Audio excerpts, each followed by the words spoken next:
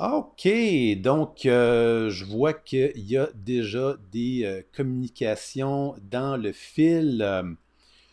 Excellent. Alors, bonjour tout le monde. Frédéric Gonzalo avec vous. Je suis avec Moscou Côté et Éric Boissonneau. Moscou, est-ce que je t'entends bien?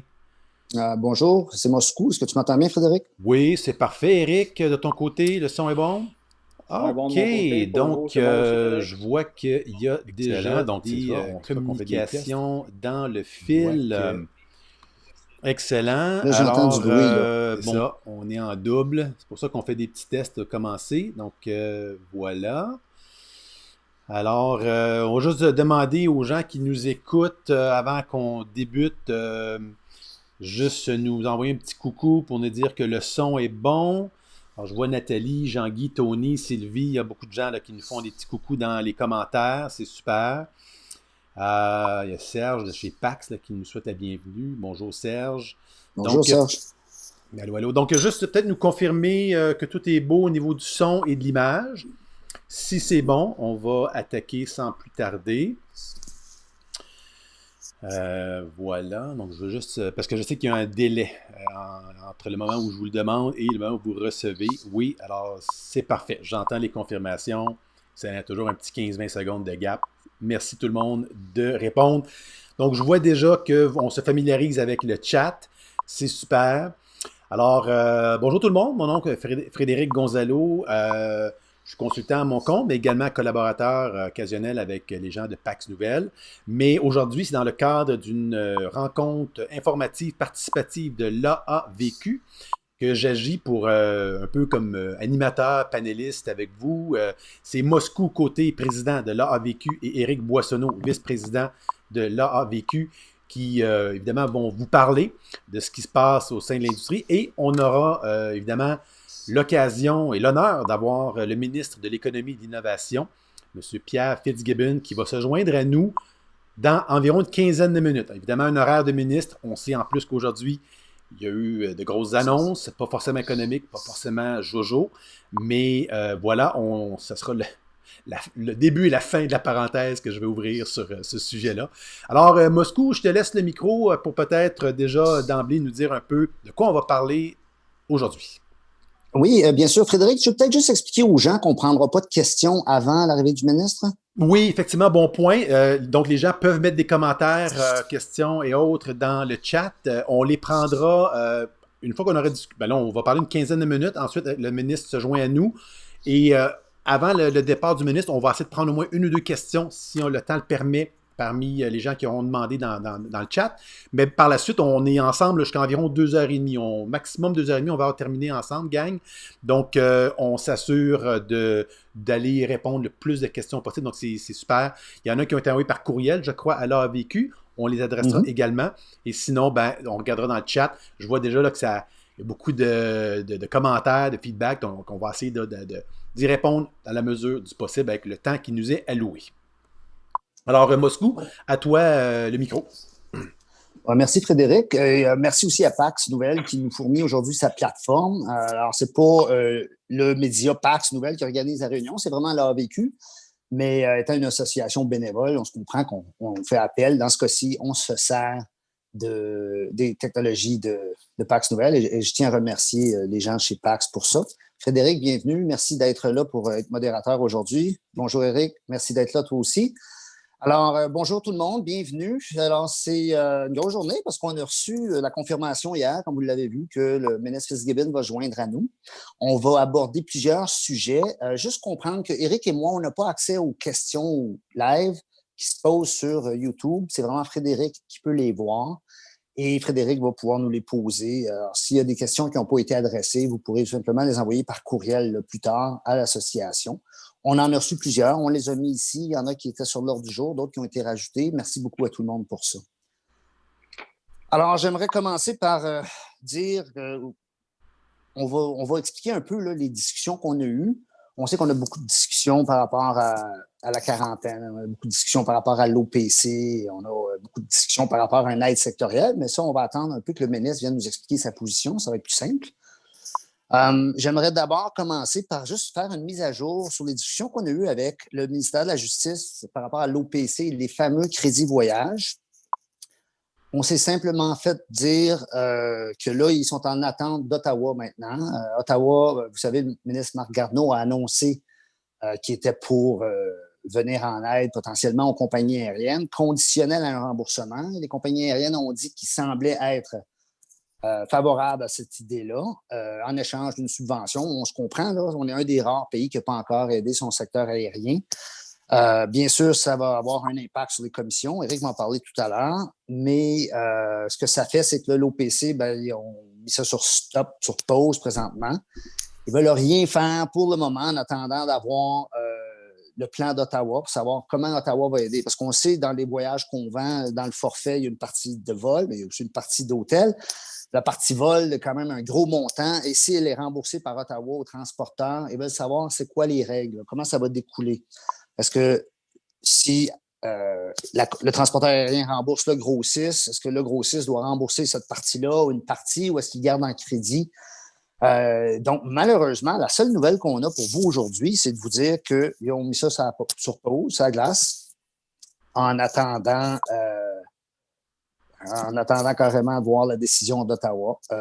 On sait, là, les clients étaient plus ou moins à l'aise avec ça. Nous, on aurait préféré il y a longtemps que ça soit remboursé. Mais bon, pour le moment, c'est toujours... On attend. Et ce qu'on s'est fait dire, c'est que ça changeait tout. L'aide d'Ottawa venait parce qu'il y avait des questions si on manquerait d'argent au niveau du FICAD pour rembourser tout le monde, si tout le monde faisait une réclamation, mais que là, avec l'aide d'Ottawa, on n'est pas contre l'idée que l'OPC attende. On aurait aimé que ça soit décidé il y a, disons, 6 mois, parce que ça fait quand même 8 mois qu'on attend ça. Mais c'est sûr que ça serait injuste pour le Québec de dégarnir le FICAD pour rembourser les clients, alors que dans 3 semaines, 1 mois, Ottawa va annoncer une aide pour les autres provinces, parce qu'oublions pas, là, au Québec, on a un FICAV qui est bien rempli. En Ontario, ils ont un TICO qui est un petit peu moins bien rempli. En Colombie-Britannique, il y a une toute petite affaire, juste pour le mentionner. Le restant du Canada, par contre, ils n'ont rien. Donc, si Ottawa vient aider les provinces qui n'ont rien pour les consommateurs, ça serait peut-être injuste que le Québec, ce soit des parties de l'argent du FICAV là, pour rembourser ça. Donc, on n'a pas le choix, il faut attendre. Par contre, soyons honnêtes, là, ceux qui avaient à râler ont râlé beaucoup. Maintenant, on n'a plus de demandes d'annulation autant que des demandes présentement de réservation utilisant les crédits. Donc, ça, c'est une bonne nouvelle. Mais c'est toujours en attente, malheureusement. Moi, Éric, vous attendez, la température de l'eau, ça te dit quoi, selon toi? Là? On regarde bien, on ne Bonne sait pas. question, Frédéric. Ils veulent, en effet, que les consommateurs soient remboursés. Ce qu'on pense qui va arriver, c'est que la partie vol d'avion va être remboursée aux consommateurs. La partie forfait va demeurer en crédit voyage. C'est ce qui serait plus logique parce qu'on ne peut pas commencer à faire des remboursements. Parce que quand les gens achètent un package de, disons, 1 200 $, c'est combien qu'il y a de vols, combien qu'il y a d'hôtels, combien qu'il y a de transferts. C'est très délicat à dire. Et après ça pourrait être du n'importe quoi. Ils pourraient dire, billet d'avion, t'as 200 $, ou au contraire, dire c'était 1 000 $, puis là, il y aurait une chicane entre Ottawa et Québec, savoir qui rembourserait quoi. Donc, c'est pour ces raisons-là qu'on doit attendre là, Ottawa, Frédéric, par rapport à ça. Super. Éric, tu voulais peut-être parler des retours de commission, on avait parlé, vas-y. Oui, on avait parlé, c'est dans le même type de sujet, là, ça va avec le même topo, là, le crédit voyage, est-ce qu'il sera accepté ou pas sur la portion forfait et sur la portion avion. Nous, en tant qu'agent de voyage, il faut se protéger et on endosse pleinement et on suggère fortement à tous les gens qui sont sur notre tribune aujourd'hui, tous les gens qui ont vu passer la nouvelle via PAX, qui ont vu passer le communiqué via le Facebook de l'AVQ et tout ça, on vous demande formellement, je ne sais pas si vous l'avez vu, il y a une pétition qui roule avec une membre de l'ACTA, avec un député de l'Alberta, qui ont passé une pétition. Et j'aimerais vraiment, autant qu'on a eu une belle réponse à la première assemblée, la conférence qu'on a faite, à cette conférence-là, je demanderais à tout le monde au Québec d'aller signer cette pétition-là. Elle est facile à retrouver, vous pouvez la retrouver sur PAC, sur Profession aussi. Ça serait vraiment intéressant qu'on soit les leaders à travers le Québec. Là, actuellement, on est en pole position, on est les meilleurs qu'on a signé cette pétition-là au Québec. Il faudrait l'aide, mais de loin. Parce que c'est vraiment un enjeu et c'est le prochain enjeu dont on va discuter avec le ministre de la Justice au Québec par rapport à cet enjeu-là. Nous, on veut une protection. Si on va qui remboursent les crédits, qui disent que le crédit n'est pas acceptable et qui remboursent les clients, bien, le taux opérateur qui vient dans nos poches demander, il y en a plusieurs que un, on ne sera pas capable de le faire. Deux, c'est des choses qui ont été vendues peut-être même en 2019 dans notre ancienne année fiscale. Donc, il y a quand même un certain impact. C'est important que cette pétition-là ait écho autant à Ottawa et elle va se rendre à Québec aussi. On va s'en servir dans nos discussions avec Éric, le ministre. je te confirme, là, je vois passer plusieurs commentaires de gens qui disent effectivement l'avoir signé. J'inviterais, là, je ne sais pas si Serge est à l'écoute du côté de PAX ou s'il y a quelqu'un d'autre là, qui peut juste partager le lien. Il y a plus de 400 personnes là, qui sont en ce moment sur le live. Puis évidemment, je ne l'ai pas mentionné en entrée de jeu, mais la diffusion qu'on fait en ce moment sera disponible pour un visionnement par la suite. Là. Donc, on va faire circuler. Ça va être dans les prochains jours. Ça va continuer de circuler. Donc, on va aller mettre l'hyperlien pour qu'il y ait plus de gens qui aillent signer cette pétition-là. Et même, je peux faire une parenthèse, Frédéric, on n'a pas besoin d'être un conseiller en voyage pour signer cette pétition-là. J'ai une cliente personnellement qui l'a vu passer parce qu'elle est abonnée à PAX Nouvelle et elle m'a dit « C'est fait, c'est signé parce que vous méritez votre commission. Donc, on peut même la partager. Honnêtement, j'aimerais qu'on soit et de loin dans l'eau de cette pyramide-là parce que ça va nous servir plus tard. Oui, parce qu'ils mettent en effet, comme Éric dit, Frédéric, pour chaque province, le nombre de personnes qui ont signé la pétition. Ça serait le fun que le Québec, on l'a à cœur, ce dossier-là, tout le monde. Hein? On ne veut pas se faire rappeler notre commission. La pétition est bien écrite. Ce qu'elle formule, c'est qu'elle dit que, dans le fond, les agents de voyage, ce sont comme des employés externes des lignes aériennes. Alors, les employés internes, eux, ne font pas rappeler leur salaire. Donc, ce serait important que nous, comme employés externes, non plus. C'est un peu ça, Éric, je pense, hein, le sens. Oui. Super. Ben oui, mais je vois d'ailleurs là, que ça a beaucoup de commentaires de gens qui l'ont signé et il y en a qui seraient intéressés à l'avoir, donc on va s'assurer d'aller vous partager le lien là, incessamment. Là, on va faire ça. En passant, Frédéric, le lien est sur le Facebook de l'AVQ, de l'association. Okay. Aurore, notre directrice générale, a posté ça il y a quelques jours maintenant. Donc, elle est là, le lien est là pour pouvoir aller. Parfait. Bon, on va s'assurer là, de le partager de toute manière dans soit le chat dans les prochains instants ou sinon, là, bon point, on pourra rediriger vers l'article, la publication qui a été faite sur la page Facebook de l'AVQ. Il y avait un article, effectivement, qu'on a vu passer dans PAX Nouvelle. On l'a vu également dans le groupe Facebook pour ceux qui en font partie là, des professionnels du voyage au Québec. Donc, plusieurs manières de s'y rendre, mais allez-y, sans faute. Donc, on attend toujours, on devrait avoir des nouvelles là, du ministre Fitzgibbon sous peu, mais peut-être qu'on aurait le temps de voir peut-être un autre sujet dont on voulait peut-être aborder brièvement. Moscou, on avait parlé, écoute, tu as parlé tantôt des compagnies aériennes, je ne sais pas si tu voulais tout de suite aborder, non c'est Éric je pense, par rapport au Bloc québécois. Tu voulais-tu nous en glisser un mot, l'aide aux compagnies aériennes, ou tu voulais attendre après? On peut parler de la quarantaine, ce qu'on a fait jusqu'à maintenant à Moscou pour la quarantaine avec les dernières les pressions qu'on met au ministre de la Santé. À Ottawa, je ne veux pas dire son nom, je m'excuse, je veux pas. On parle à un. On ne parle pas au ministre. Là, à Exactement. Ottawa, on va être honnête, à Ottawa, on n'a pas la même réception qu'on a à Québec. Au Québec, on a beaucoup de personnes qui nous tendent des perches puis qui sont là pour nous, puis répondent à nos questions ou travailler sur des solutions. À Ottawa, c'est plus difficile d'avoir... Bon, ils s'occupent de tout le pays, hein, c'est peut-être un peu normal. Mais ce qu'on a parlé avec les gens du ministère de la Santé, c'était par rapport à la fameuse quarantaine. Comme on le sait, c'est un sujet qui est très délicat parce que le Canada reste un des rares pays, là, dans les 30% les plus difficiles au niveau des restrictions de voyage. Et ce qu'on a expliqué, c'est qu'il y a un test qui a été approuvé et qui est approuvé par Santé Canada et qui est capable de détecter si on a le COVID 4 jours avant. Donc, on ne comprend pas pourquoi que les gens sont... D'ailleurs, Éric, présentement, est en quarantaine suite à son retour de la Floride. Pourquoi les gens se font imposer 15 jours de quarantaine, Frédéric, quand que, après 4 jours, tu peux passer ce test-là, qui est approuvé par Santé Canada, qui dit si tu avais ou pas le COVID il y a 4 jours. Donc, je ne comprends pas pourquoi est-ce qu'on oblige quelqu'un à rester chez eux si 4 jours avant, il n'y avait pas le COVID. Alors, c'est comme mettre un criminel en prison quand on sait qu'il n'était pas coupable. Là. Tu sais, bon, l'ADN vient de sortir. Donc, on a fait ces recommandations-là souvent et fréquemment. D'ailleurs, la Grande-Bretagne, pour les arrivées à partir du 15 décembre, ce qu'ils font, c'est que tu as quarantaine de 14 jours obligatoire, mais si tu passes le test après 5 jours puis ton résultat est négatif, sachant que tu ne l'avais pas à ton arrivée, à ce moment-là, ta quarantaine est levée. On a fait beaucoup de pression pour que ça arrive. il y avait une bonne ouverture d'esprit, il y avait eu des discussions, du back and forth, on voudrait plus d'informations, qu'est-ce qui est fait ailleurs, qu'est-ce qui est fait ici, qu'est-ce qui est fait. Il y a eu un gros développement avec eux. Mhm. Et puis là, il n'y a même pas une semaine, ils sont allés dire qu'ils prolongeaient pas au 21 décembre, mais au 21 janvier la quarantaine. Donc ça, c'est un peu Sauf pour déplaisant. les États-Unis. Ouais. Voilà, c'est ça. Et ce qu'ils ont fait aussi, c'est qu'ils nous ont dit qu'il y avait quand même une centaine de différents projets qui étaient à l'étude par Santé Canada. Donc, ça avance pas comme on voudrait, ça avance pas assez vite. Et le test à l'aéroport de Calgary, là, sur les gens qui arrivent, qui passent le premier test à l'aéroport, qui n'ont pas de quarantaine, puis qui repassent un autre test, je sais quoi, 5 jours plus tard, Eric, je pense? 5, oui. 5 ans, oui, c'est ça. Et après ça, 14.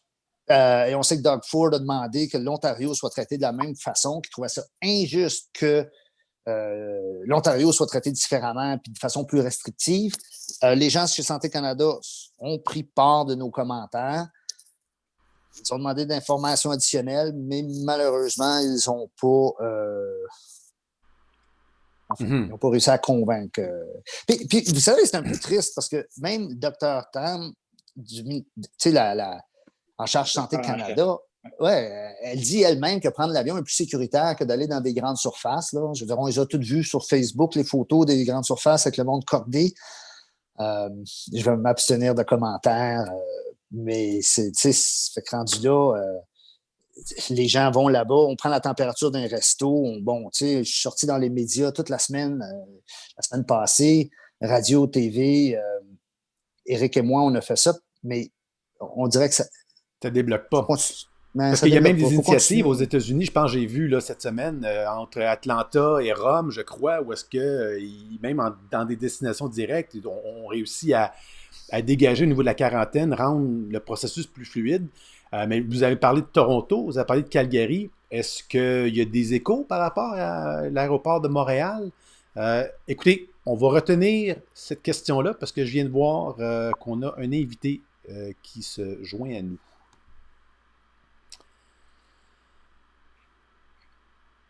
Voilà. Bonjour, Monsieur le ministre. Est-ce que vous m'entendez bien? Oui. Et vous, m'entendez aussi? Super. Alors, Oui. merci énormément de prendre du temps de votre agenda pour être avec nous. Je vais tout de suite passer le micro à Moscou Côté, là, qui va vous souhaiter la bienvenue officiellement à cette rencontre.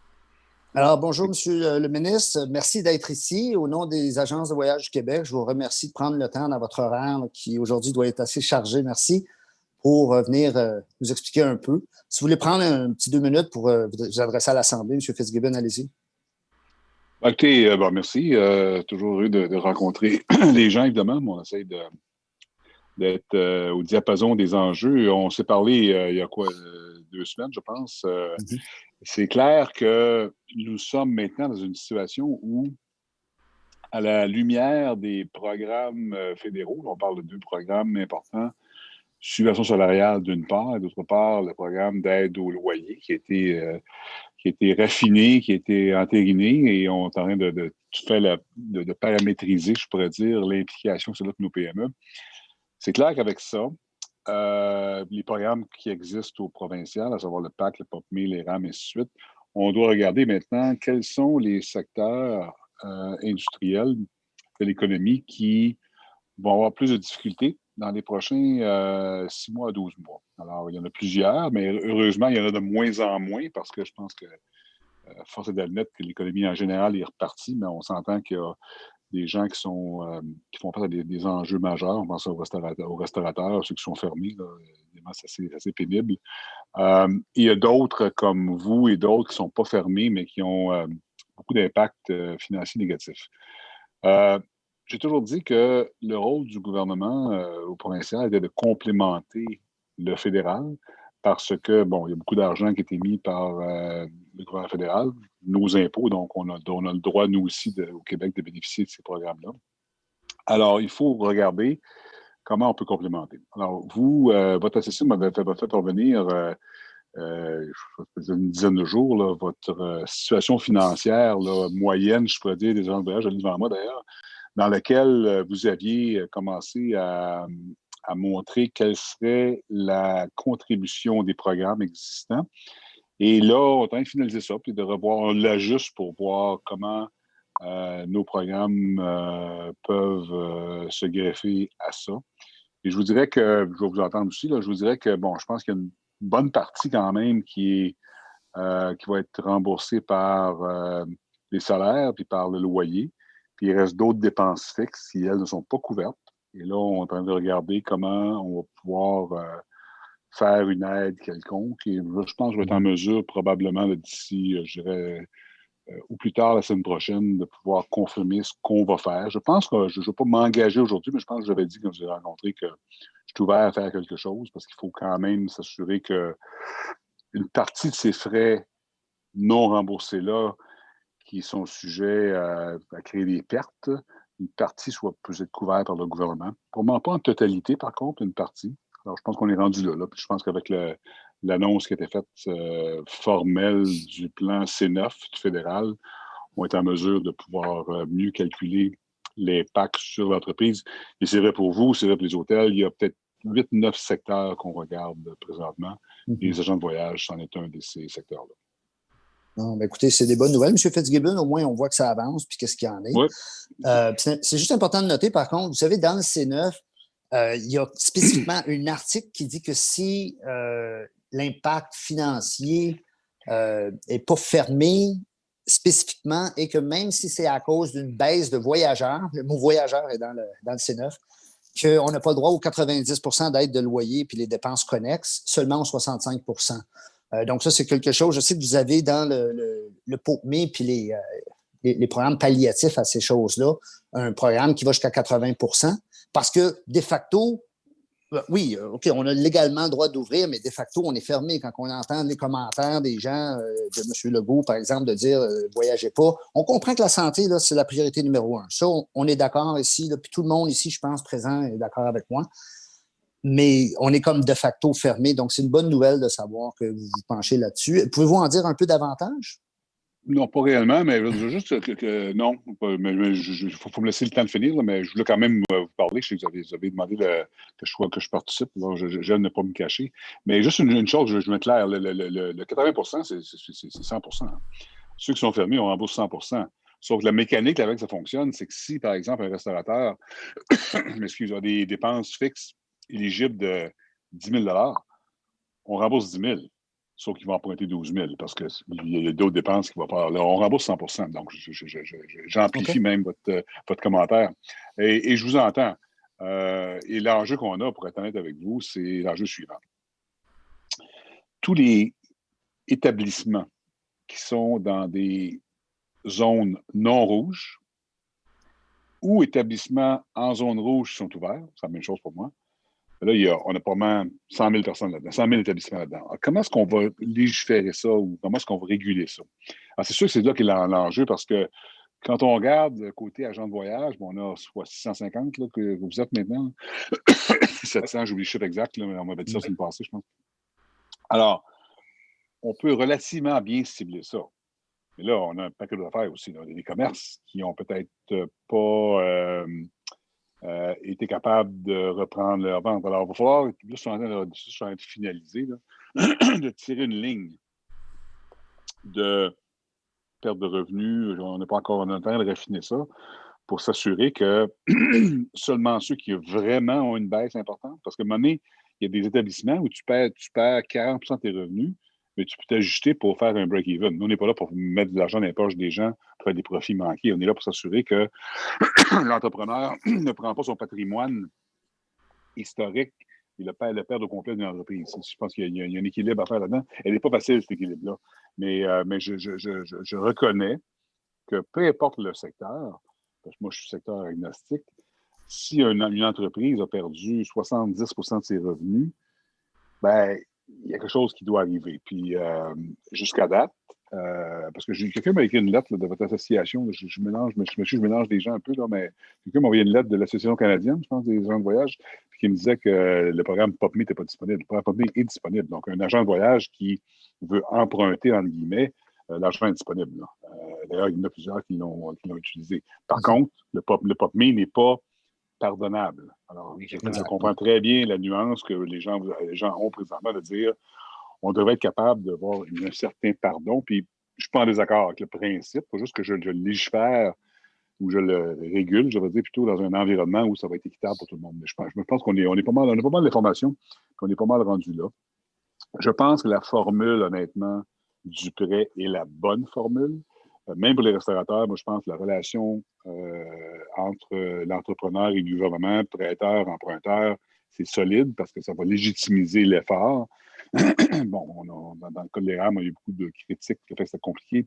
Au début, c'était peut-être un petit peu, mais aujourd'hui, on est dans 5 pages de formulaire dont écrit son nom, sa date de naissance. Ça, je pense que ça se fait assez bien, ça. Puis de montrer qu'il y a une perte financière, je pense que c'est logique, ça aussi. Après ça, on dit, OK, parfait, bang, on te prête de l'argent, puis tu vas te pardonner dans ce cas-là 80% pour les frais fixes. Alors, je pense que ce principe-là me semble très sain, que j'aimerais peut-être trouver une façon de l'appliquer à des secteurs de l'industrie comme le vôtre et d'autres qui ont peut-être, pas peut-être, ceux qui ont des pertes de revenus substantiels, ben, je pense qu'il y a une logique à avoir un remboursement de certaines dépenses. On pourrait parler, M. Fitzgibbon, du POPMI avec le AERAM qui deviendrait pardonnable, un peu comme la méthode restaurateur qui pourrait venir s'appliquer vers nous à peu près. Ouais, le débat que j'ai, c'est que je ne vais pas rentrer dans le détail parce que je suis là-dedans. Je n'ai pas cogité complètement, mais le programme des RAM, là, techniquement, le mec est dessiné, c'est qu'il faut être fermé. Vous n'êtes pas fermé. Donc, techniquement, vous n'êtes pas là. Si je vous mets dans les rames, là, ça veut dire que tout le monde va pouvoir embarquer dedans, alors il faut faire attention.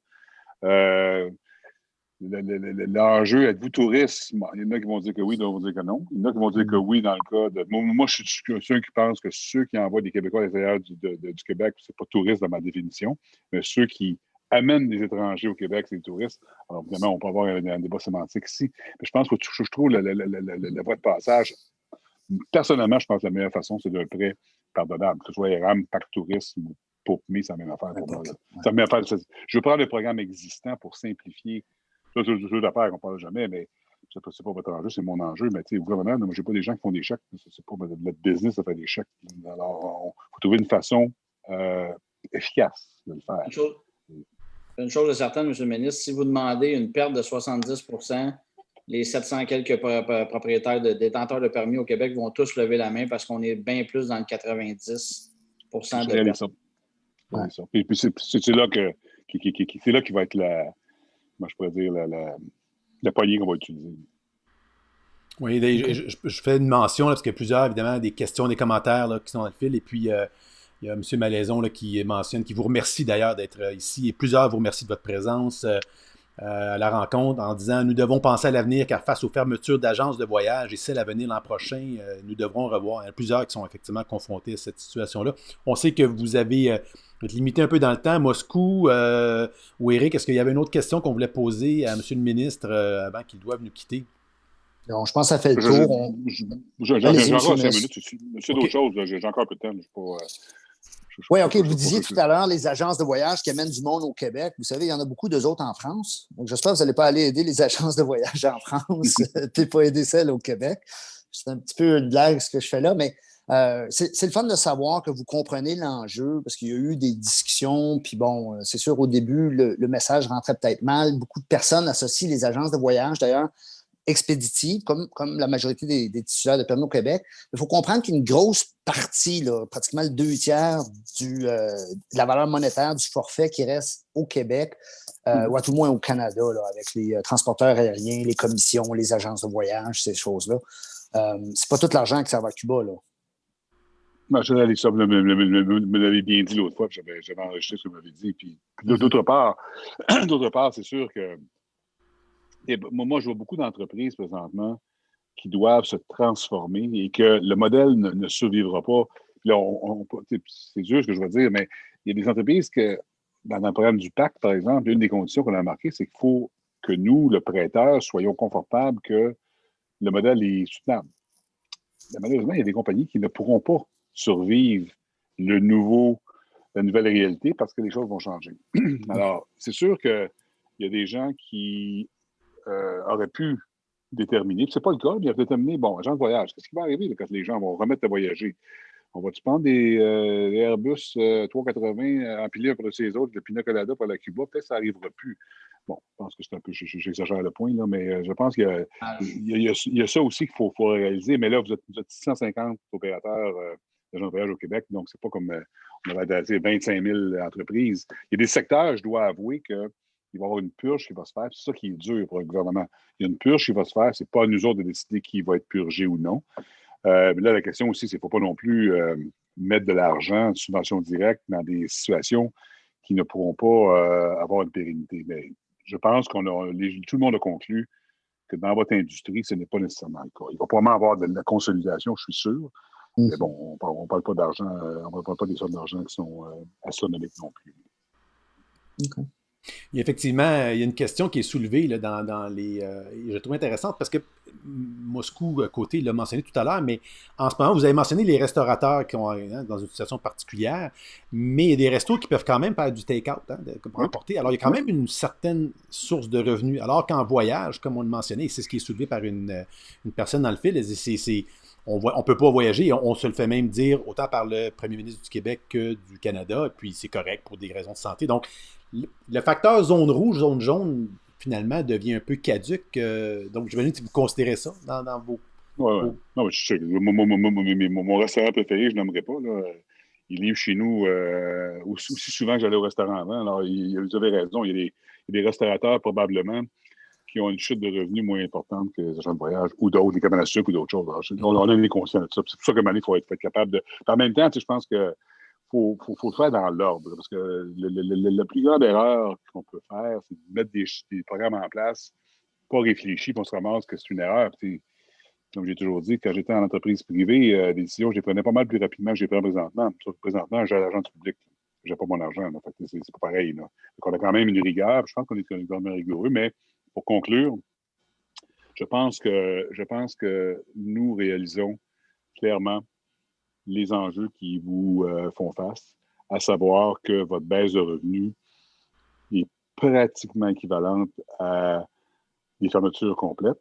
Et si ce n'est pas le cas, pour toutes sortes de raisons que j'ignorais, des gens, par exemple, sont plus impliqués dans le tourisme québécois. L'année passée, c'était une activité touristique meilleure que le Québec n'a jamais eu.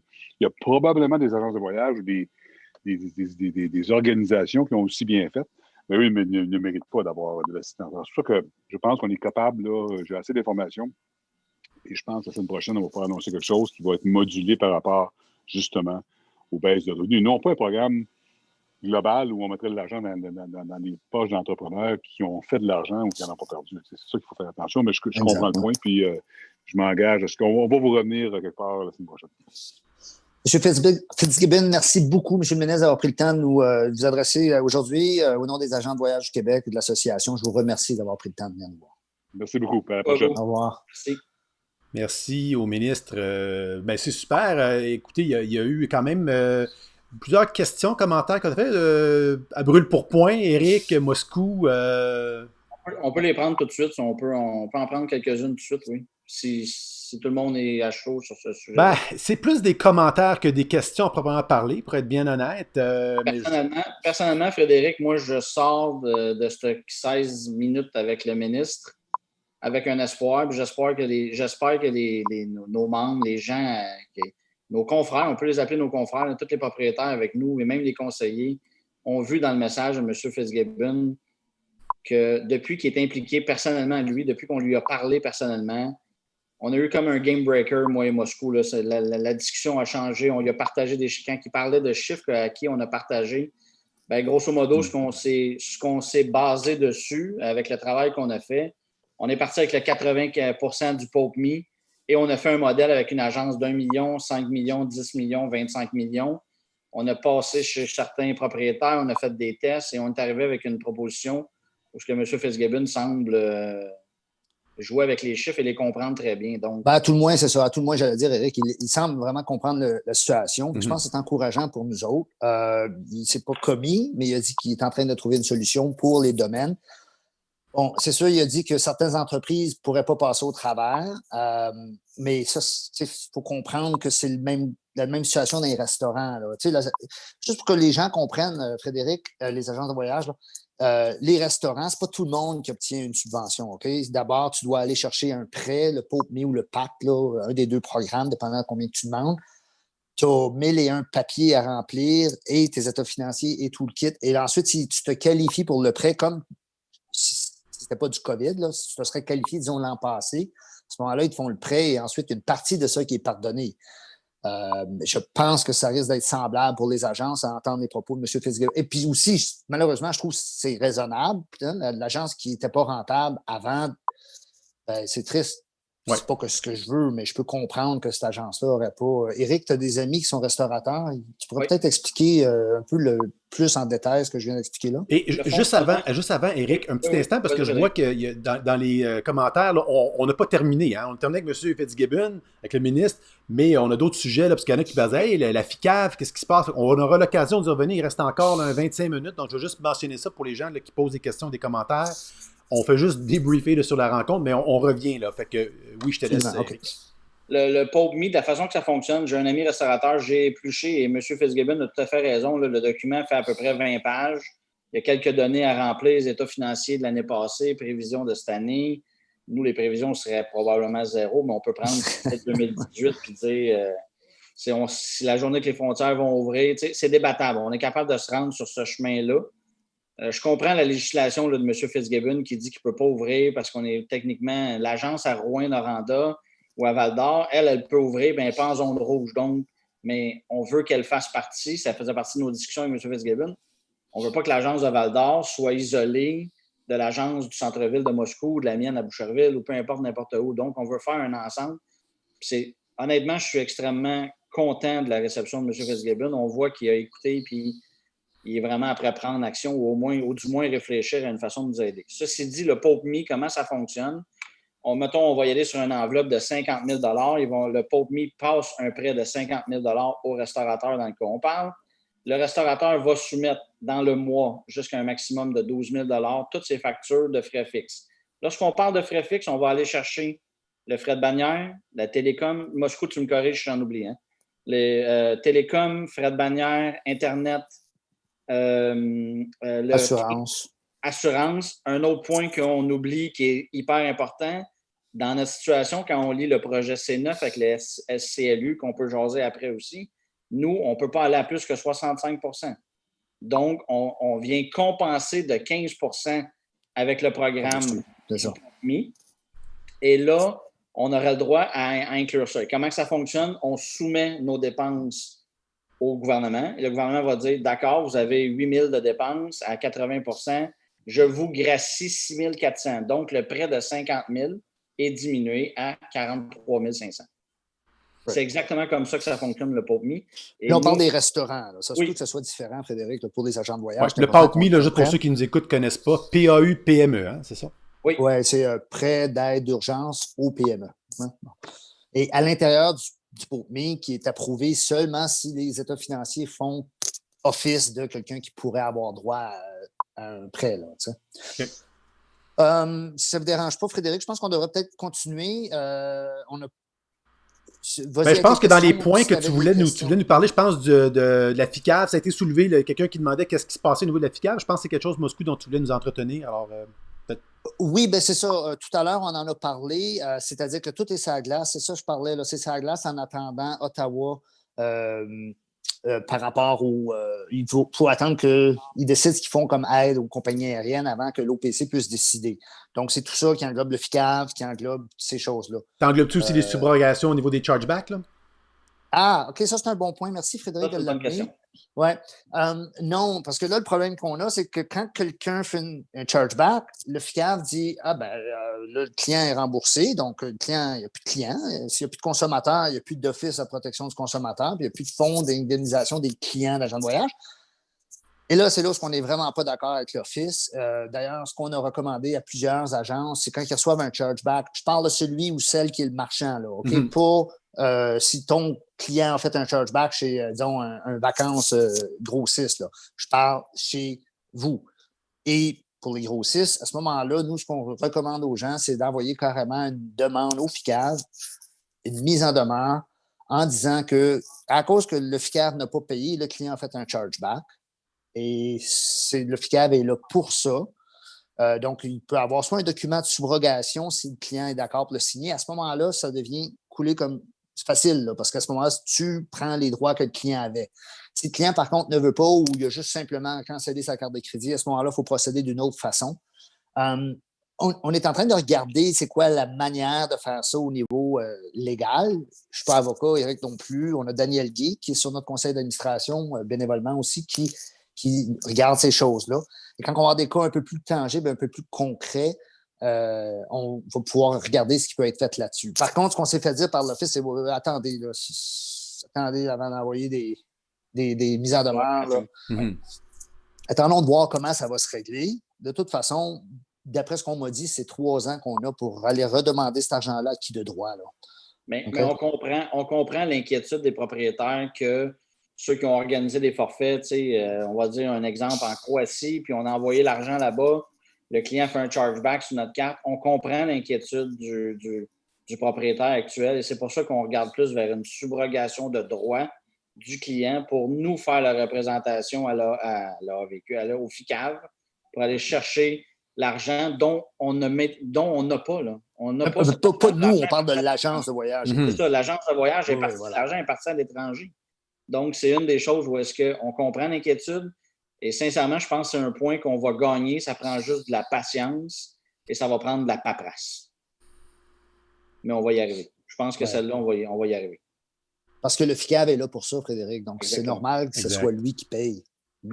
Exact. Il y a d'ailleurs quelqu'un qui nous demandait s'il y avait un formulaire qui existait, mais je ne sais pas si c'était en lien avec quoi là, que la question était liée. Si c'était par rapport, je ne sais pas si c'était par rapport au FICAV ou... La réponse est oui, il y a plusieurs formulaires qui existent. Ouais. Ce serait juste bon de savoir par rapport à quoi. Oui, c'est ça. J'ai pas les routes du monde. Si vous pouvez préciser la question, je la relayerai à Moscou, à Éric. Il nous reste environ une quinzaine de minutes. Il y a quelques autres sujets, je pense, dont Moscou peut-être, ou Éric... au niveau de l'OPC, on en a parlé un peu. Il y avait aussi au niveau de la subvention d'urgence canadienne là, pour les loyers. Ça a été un peu abordé, mais peut-être qu'on voulait revenir là-dessus. Oui, Éric, tu pourrais peut-être, toi, tu as étudié beaucoup le dossier, là, parce que toi-même, tu es propriétaire d'un édifice, là, donc c'est peut-être à toi. Le programme est actuellement mis en ligne. Il faut passer via, pour les propriétaires, là, ceux qui sont les propriétaires d'agences. Le programme est maintenant disponible sur la même façon où est-ce qu'on va réclamer le SSC. Je ne sais jamais. SSUC, voilà. Le SSUC, c'est sur la même formule et c'est à partir de là qu'on peut le réclamer. Il y a deux dossiers qui deviennent complètement différents si on est propriétaire de la bâtisse ou si on est locataire. Si on est locataire avec preuve de paiement, j'abrège de toutes les fonctions, avec preuve que vous avez payé votre loyer, il vous gracie de 65 %. Là, il y a plusieurs questions qui vont venir. Il y a des gens qui disent « ben moi, on est fermé d'office parce qu'il y a des virgules dans la loi. » que si vous êtes fermé, vous avez le droit de réclamer jusqu'à 90 %, donc un 25 % supplémentaire. On l'a lu, on a demandé des opinions juridiques. Nous ne serions pas éligibles à ce 25 %-là et c'est vraiment mentionné. Il faut que ce soit un décret de fermeture par une zone et on ne se qualifie pas. On ne peut pas dire j'ai eu une perte de revenus à cause de X, ça ne fonctionne pas. Donc, le maximum qu'on a, c'est le 40 plus le 25, donc 65 % pour ceux qui sont locataires de la bâtisse. Là, je suis après faire mes vérifications. S'il y en a qui veulent m'écrire, je devrais l'avoir. Si on est propriétaire puis qu'on a une compagnie de gestion puis que la maison appartient, le building appartient à l'autre, il y a des vérifications à faire pour savoir de quel niveau, parce que le deuxième volet, c'est le volet si vous êtes propriétaire de la bâtisse. Là, ceux qui sont propriétaires de la bâtisse, c'est un peu plus compliqué. Il faut sortir les comptes de taxes scolaires municipales, intérêt sur le prêt et ils vont couvrir 65 % de ce montant-là. Fait que c'est vraiment deux dossiers complètement différents si on est propriétaire ou si on est locataire. Parfait. Mais on ne peut pas aller chercher les gens qui disent « je l'essaye à 90 ». Personnellement, je vous dirais que ça va devenir automatiquement annulé. Mais après ça, je n'ai pas réussi à trouver est-ce qu'il y a des pénalités ou X, Y. Donc, à chacun sa décision, mais comme je disais tout à l'heure au ministre Fitzgibbon, c'est carrément écrit dans la loi que la baisse d'achalandage liée aux restrictions de voyage ne donne pas droit aux 90 %. Donc, en général, il y a peut-être un cas d'exception d'une agence de voyage très spécifique, là, qu'il faudrait peut-être du cas par cas, là, mais en général, je pense qu'Éric a raison, Frédéric, ça serait proche de ne pas être correct là, de demander 90 %. Écoutez, on a quelques questions qui ont été soulevées. Est-ce que c'est correct que je vous les soulève ou vous les avez... Oui, absolument. Oui, oui, oui. Alors, On tout est à là l'heure, pour ça aujourd'hui. ouais, la question tout à l'heure là, par rapport au formulaire, c'était pour le FICAV. Concrètement, comment peut-on faire la demande pour un chargeback? C'est ça qui était la question des Routes du Monde. OK. Alors, ce qu'on va faire, on va poster, on va faire un envoi sur l'AVQ avec des formulaires de subrogation de ce qui a déjà été fait dans le passé. Sans vouloir les nommer, mais il y a eu des catastrophes naturelles dans le passé. Il y a aussi la faillite de Wow Air.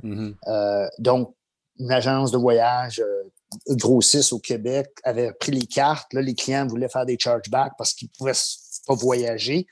Mais le grossiste voulait, lui, s'assurer que l'argent qu'il avait payé à Wow lui soit remboursé par le FICAV. Donc, il y avait un formulaire qui a été fait à ce moment-là. Ça, c'est dans un cas où le client est d'accord et participe. En ce moment-là, on demande au client de subroger ses droits qu'il y aurait au FICAV à l'agence ou à n'importe qui. Dans ce cas-ci, ce serait l'agence. Okay. Donc, ce formulaire-là existe déjà. L'autre scénario que j'invoquais tantôt, que si le client ne veut rien savoir parce que lui est sûr que c'est nous autres qui ne l'a pas remboursé puis que c'est nous autres, l'agent de voyage, qui est méchant et qui est voleur, je sais que la majorité des clients ne pensent pas ça, mais il y en a quelques-uns tout le temps là, qui sont un peu extrêmes dans leur radical. Là, à ce moment-là, je ne sais pas comment ça fonctionnerait. Puis c'est ça qu'on attend d'avoir des nouvelles additionnelles par rapport à ça. Parce que c'est dur d'avoir les droits que quelqu'un signe une subrogation si la personne ne veut pas te parler. Tu sais, c'est pas évident. Okay? Okay. Donc, on pourra l'envoyer de cette façon-là, ou à tout le moins sans nécessairement l'envoyer, dire où est-ce que c'est disponible, puis orienter les gens. OK? Je vais prendre note de ça, puis on va s'arranger que ça soit fait d'ici peut-être vendredi ou lundi de la semaine prochaine. D'ailleurs, dans la même veine, il y a deux questions qui semblent être un peu complémentaires. Il y a Esther côté, il y a également Voyage récréatif. Là. Esther demande, il existe déjà des rétrofacturations, on doit retourner nos commissions. Doit-on continuer de les retourner? Et je vais vous poser l'autre question qui est assez similaire, c'est toutes les commissions qui ont déjà été retournées aux grossistes, pourront-on les récupérer? Donc, deux volets, là, deux questions. Est-ce que tu veux que je les répète ou... Non, je les comprends, mais je les saisis très bien. C'est malheureux. Écoutez, il y a un gros débat qui existe, puis les gens disent, moi, j'ai fait le job, fait que je vois pas pourquoi je retournerais mon argent, j'ai fait l'ouvrage. Puis je peux comprendre quand on prend une grosse compagnie, puis je vais prendre Transat comme exemple, parce que c'est un fournisseur qu'on travaille tout avec, puis qui est quand même fait bien, puis qui est pro-agence, puis tout le kit. Donc, prenons Transat. Transat, c'est sûr que c'est facile de dire, c'est une grosse compagnie publique, puis ils vont se faire acheter par Air Canada pour des centaines de millions. Fait qu'eux autres, regarde, c'est pas grave qu'eux autres perdent leur argent. La même réalité s'applique si Eric monte un groupe, puis il me dit hey, moi, tu veux-tu en vendre de mon groupe en Afrique du Sud? Eric est très fort sur l'Afrique du Sud. Puis moi, je dis oui, OK, je t'en envoie 10 passagers. Il m'envoie ma commission, et là, les clients font un chargeback. Et là, Eric me redemande la commission, puis moi, je dis Eric, oublie ça, Eric. Moi, j'ai fait le job. J'aurais pas la même empathie parce qu'Éric, bon, je le connais, c'est un chum, puis son agence est pas mal plus petite qu'un Transat. Sauf que c'est pas la taille de l'entreprise qui fait une différence. Il faut être honnête, il faut comprendre qu'il n'essaie pas de s'enrichir. C'est pas lui qui demande à avoir la commission. Là. Même qu'au contraire, ils nous ont déjà avancé la commission, alors que certains tour opérateurs, dont pas Transat, attendent le retour des clients avant de payer. Donc, eux autres, à cause qu'ils étaient plus stricts avec nous autres, on ne semble pas leur en vouloir aujourd'hui, tandis qu'un Vacances Transat qui était gentil avec nous dans le passé en nous payant d'avance, ah ben là, on trouve ça inacceptable. Mais c'est parce que c'est pas eux. Eux en ont perdu. Puis oui, ils m'ont demandé, moi, là, quelques milliers de dollars là, de commission. Je les ai payés, ça me fâche, puis je trouve ça plate. Puis oui, j'avais fait la job, puis oui, j'avais payé mes employés. Mais eux autres, as-tu une idée de combien de dizaines de millions probablement qui ont su de chargeback? Là? Donc, à un moment donné... Ça va avec ce qu'on disait au début. On a besoin que les gens aient signé la pétition parce que, à moins d'un projet de loi, je ne vois pas comment un grossiste comme Transat peut dire gardez les commissions. Il va falloir qu'il y ait un projet de loi qui va passer par justice ou par le FICAV. Ah, mais ça serait le fun. On aimerait ça. C'est ça, mais c'est la seule façon qu'on va réussir à garder nos commissions sur un chargeback de grossiste. Ben ça soulève toute la pertinence, j'imagine, où ça relance la discussion autour de l'obligation ou le fait de mettre un frais de service là, pour les agences sur une transaction. Là. Il y en a qui ne le font pas encore, qui sont que sur les commissions. Alors, je pense que ça va. Il y en a plusieurs qui vont se questionner à ce niveau-là, là, parce qu'effectivement, on le voit dans ce cas-ci, que c'est juste la commission qui paye. Ultimement, je comprends ce que tu dis, Frédéric, mais ça, c'est un choix commercial personnel à chacun. Mais ce qui est important de comprendre, c'est le voyageur n'a pas voyagé. le grossiste n'a Tout à pas fait. fait de profit. Tout à fait. Il y a des cas d'exception, je ne veux pas les nommer, mais on en connaît là, que, tu sais, là, ils ont dit que c'était 100% non remboursable, ils n'ont pas remboursé le client, ils ont gardé l'argent, puis qu'en plus, ils ne nous payent pas ou nous redemandent notre commission. Eux autres, aucune sympathie, puis vous pouvez être sûr que là, ce n'est pas le bon média, mais il va falloir qu'on fasse un moment donné une blacklist de tour opérateurs qui ne sont pas pro-agence et qui gardent la commission puis qui tirent sur leur couverte. Puis je pense que la majorité des gens qui nous écoutent, Frédéric, savent de qui je parle, mais je ne veux pas les nommer pour des raisons évidentes. Mais bon, ça, c'est une chose. Mais les autres qui ont reçu un chargeback, vous savez, c'est un peu comme un courtier immobilier. Tu sais, moi, je vends ta maison, je suis courtier immobilier, je suis un agent d'immeuble comme un agent de voyage. Éric s'engage à acheter ta maison, puis toi, Frédéric, tu t'engages à me donner une commission. Ben, si ta maison brûle, passe au feu, ou le notaire n'est pas capable d'entériner la transaction, je veux dire, moi, comme agent d'immeuble, je ne ferai pas de commission. Je serais d'ailleurs payé après avoir passé chez le notaire et que la transaction soit conclue. Donc, il ne faut pas en vouloir aux grossistes qui, gentiment, nous payaient la commission avant le départ des clients, qui, là, doivent la redemander parce qu'ils ont un chargeback. Le méchant, là, ce n'est pas le grossiste, là. C'est le consommateur qui n'a pas voulu attendre après son crédit pour revoyager ou repartir, ou qui n'a pas voulu attendre après le FICAV. Oui, le FICAV, ça a été trop long. On est tous d'accord. La décision était trop longue à venir. Elle n'est toujours pas arrivée, d'ailleurs. Mais ce n'est pas le tour opérateur là, qui est nécessairement le méchant dans ce cas-ci.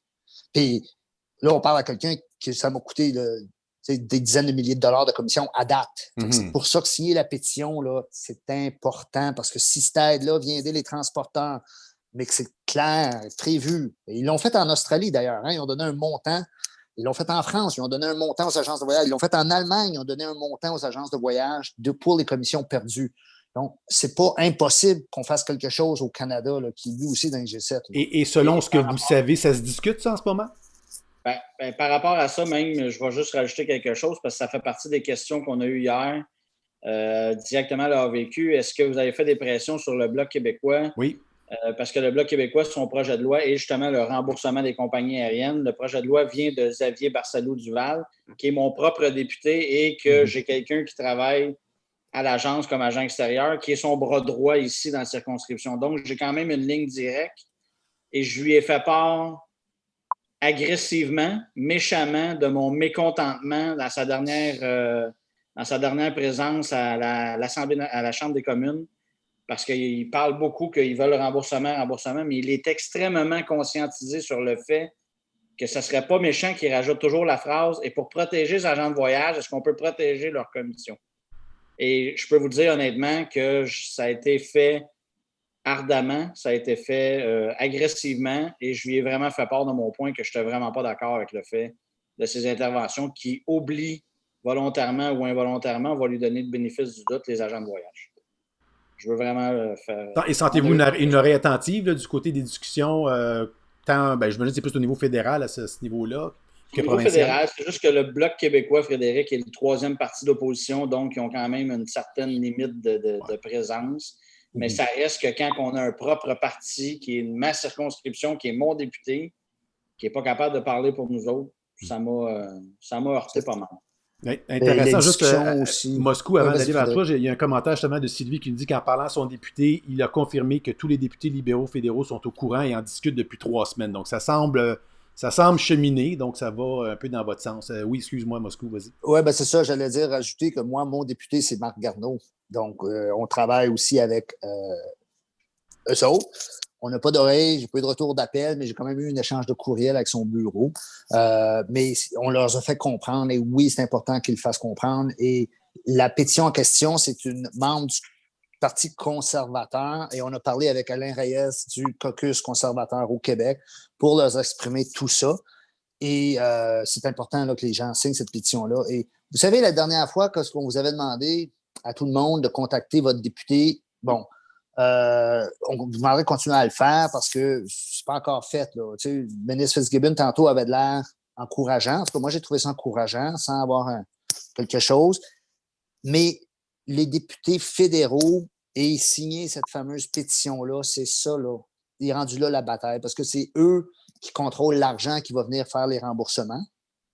Donc, c'est là l'argent qui va arriver pour les commissions, le cas échéant. Donc, c'est vraiment important qu'on ait ça. C'est l'effort que je vous demanderais à tous et toutes de faire aujourd'hui. Là. Le take-home point. Là. Ouais. Et je rajoute que ce que Moscou a dit, c'est tout à fait vrai parce que l'oreille qu'on a eue avec une conversation, la conversation avec Pierre Fitzgibbon, ça a commencé avec son cabinet, son délégué, son économiste en chef et tout. Et Maïn nous a dit, OK, on va vous passer le ministre. Et on a réussi à parler au ministre, et pas 5 minutes. Là. La première conversation qu'on a eue a duré 1h10. Wow. Puis là, on riait tantôt quand il a mentionné le mot cabane à sucre parce qu'il voulait protéger les cabanes à sucre, M. Fitzgibbon. Et nous, on lui avait demandé, on lui a donné des plans et tout. Mais la pression que les gens ont fait, ce que Moscou a dit, c'est extrêmement important parce que ça nous aide à nous, dans notre job, d'avoir, la crédibilité de nos chiffres. On est capable d'arriver et de dire, regardez, on a des problèmes et ça. Et il en était conscient. Là. Pierre Fitzgibbon nous a mentionné durant l'appel qu'on a eu de 1 heure et quelques, il nous a mentionné à quelques fois, il dit, je dois avoir eu 10 000 lettres. Il dit, là, j'exagère là, parce qu'il ne vous êtes pas 10 000, mais j'en ai eu plus une, puis un autre, puis un autre. Fait que ça l'a aidé. Des fois, on pense qu'on écrit, que personne lit, mais je vous confirme que ça fait un poids énorme dans la balance. Ah, ben vous connaissez le proverbe, hein? On dit seul on va plus vite, mais ensemble on va plus loin. Puis c'est vraiment la force du réseau là, qui vous démontrez effectivement que en mettant tout le monde l'épaule à la roue, là, autant au niveau provincial que fédéral, ça fait qu'on ait le débat, Frédéric, qu'on ait le débat si on devrait ou pas rembourser les chargebacks ou pas. On a-tu fait le job, on n'a pas fait le client n'a pas voyagé, donc on n'a pas l'argent. Puis là, un gros 6, c'est correct de ne pas les rembourser, mais un petit gros 6 ou une autre agence, c'est pas. Mais ultimement, tout ça, c'est sémantique, puis c'est sans objet. Si dans le projet d'aide aux compagnies aériennes à Ottawa, dans le projet d'aide, et il l'a dit dans le discours du trône, de Justin Trudeau, ça a été dit, il voulait aider le tourisme et le voyage. Donc, tout ça, c'est un beau débat qu'on peut avoir, mais si ultimement, on s'en va, tout le monde chercher que nos députés aient signé la pétition et que les députés comprennent et soient conscientisés que nous, on a fait le job et qu'on est comme un employé externe de la compagnie aérienne ou du tour opérateur, que notre commission devrait être protégée, à ce moment-là, ils l'ont, l'argent. Là. Puis rendu là, soyons honnêtes, quand ils vont faire un plan d'aide de 10 milliards, c'est pas 10 milliards, 200 millions de plus qui va faire une différence. Là. On a déjà un déficit de 350 milliards. Fait, rendu là, c'est pas le 200, 250 millions. C'est quand même beaucoup d'argent, là, mais c'est pas le 200, 250 millions qui va faire une différence. Fait que c'est là que c'est important de le conscientiser. Là, on est chanceux, on a un gouvernement minoritaire. Donc, on peut, peu importe notre député, qu'il soit d'une opposition ou il n'y a pas personne qui peut s'asseoir sur ses lauriers et décider ce qu'il veut. Qui l'a cru? Il y a du positif dans 2020 avec la situation politique. Écoutez, on approche de l'heure. La plupart, beaucoup de feedback de gens. J'ai signé la pétition, merci. Alors, ça semble être peu de questions. Sur cette on est vraiment plus dans les gens vous remercient pour la rencontre. Donc, peut-être un petit mot de la fin de votre côté ou s'il y a des sujets qui n'ont pas été abordés avec lesquels on veut terminer. Il y a un sujet, Frédéric, qui a été mentionné plusieurs fois. Il s'agit des cautionnements, les demandes de renouvellement des permis, les états financiers. Malheureusement, l'OPC ne peut rien faire. L'OPC, elle, c'est le policier. Hein? La loi dit que tu n'as pas le droit de faire ça. Ils font ça. That's it. Et tu as besoin du cautionnement. Et on sait que c'est plus dur de trouver des cautionnements. On va regarder justement, là, on s'est fait dire ça hier, avant-hier. Il y a d'ailleurs quelqu'un qui m'avait appelé la semaine dernière là-dessus. On va essayer de trouver une solution, peut-être une liste des compagnies que les gens pourraient appeler, mais ça devient du cas par cas parce que pourquoi qu'une agence aurait son cautionnement, mais pas l'autre? Il y a aussi une question d'enquête au crédit personnel, tous ces trucs-là. Donc, c'est très délicat, mais on a demandé à l'Office, puis l'Office nous a carrément dit, eux autres, c'est les règles, ils doivent appliquer les règlements, puis ça finit là. Donc, ça, c'est ce qu'il y en est. À part ça, moi, ça fait le tour des questions qu'on avait eues. Éric, as-tu autre chose, toi? Non, c'était exactement la dernière affaire que j'avais aussi, le cautionnement puis le retard à l'OPC de la certification du permis. C'est super. C'est d'ailleurs une question qui a surgi à peu près au même moment où tu le mentionnais là, par rapport justement au renouvellement de permis puis l'histoire là, de se procurer les services d'un comptable. Bon, ça va dans le même sens. Juste voir, je vois une petite question qui vient de surgir. Si on est en... Non, c'est plus un commentaire... c'est plus des commentaires à ce stade-ci que des questions pour en parler par rapport au chargeback, donc des éléments que vous avez abordés déjà. Le mot de la fin, messieurs, pour aujourd'hui? Ben oui. Alors, vas-y, Éric, en premier, puis je vais conclure après. On va laisser le président conclure. Moi, j'espère que les gens sortent de cette réunion-là un peu plus avec le sourire et un peu plus d'optimisme suite aux propos de M. Fitzgibbon. Je pense qu'ils s'enlignent pour nous donner un aide. On va rester calme, on va rester groundé. Tant que ce n'est pas fait, ça ne sera pas fait, là, mais j'ai bon espoir après les propos de M. Fitzgibbon. Et mon mot de la fin, c'est vraiment, je reprends les propos de Moscou. C'est extrêmement important lorsqu'on demande une action que tous les gens embarquent. Ça a une incidence. C'est un effet domino qui est utile et qui est nécessaire à nous pour aller travailler et aller essayer d'aller chercher des choses supplémentaires. Super, merci Éric. Moscou? Merci Éric d'être là. Merci Frédéric d'avoir pris le temps. J'aimerais aussi remercier les autres membres du conseil d'administration. On a Aurore, qui est notre directrice générale, d'habitude qui est avec nous parce qu'elle est dans l'exécutif, mais qui aujourd'hui avait un empêchement. Catherine, Caroline et Daniel Guy, tout le monde nous aide beaucoup. Mais merci surtout à vous parce que, bon, c'est sûr que Éric et moi, on a fait le démarchage, on est allé, mais ce qui a vraiment fait là, qu'on a eu un moment donné une oreille attentive, c'est quand ils ont vu que les gens contactaient leurs députés, écrivaient des lettres et ces choses-là. Et c'est ce qu'on a besoin à Ottawa pour protéger nos commissions. Il faudrait vraiment que tout le monde... You gotta walk the walk, but you gotta talk the talk, qu'ils disent en anglais. Tu sais, il faut qu'on monte. On a beau parler, mais il faut avoir les gens en arrière de nous qui nous supportent. Alors moi, je remercie tout le monde qui a pris le temps d'appeler son député, puis j'espère qu'ils vont le faire à Ottawa également pour nos commissions. Parce qu'ultimement, on a besoin de ça aussi, là, si on veut rester en vie. Merci beaucoup tout le monde. Merci Frédéric. Merci Eric. Merci à vous tout le monde. Et puis, le lien on va le partager dans les prochains jours, soit dans le groupe le groupe Facebook des professionnels en voyage, sur Pax Nouvelle, pour les gens qui auraient manqué certains bouts, qui voudraient revoir une partie de l'entretien avec le ministre Fitzgibbon. Donc, merci à vous deux. Et puis, on souhaite bonne chance pour la suite des choses. Merci à Pax. Merci à tout le monde. Bye bye. Bye. Bye.